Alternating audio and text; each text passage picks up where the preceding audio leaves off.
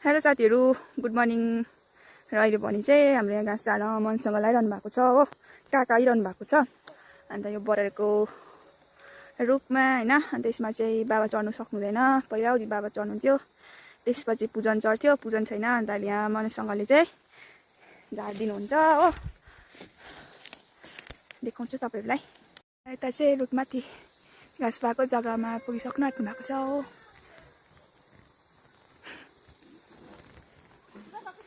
अब चाहिँ घाँस भएको जग्गामा पुग्नु भयो।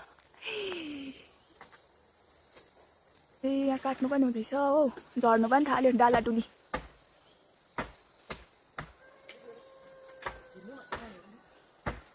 अनि चाहिँ घाँस पनि झारिसक्नु भएपछि अब ओर्लिनु हुँदैछ हो। अब यो घाँसहरू झार्दै झार्दै रुख घाँस काट्नु चाहिँ पिरल हुन्छ, सबै रुखमा यसरी अल्झिन्छ हो।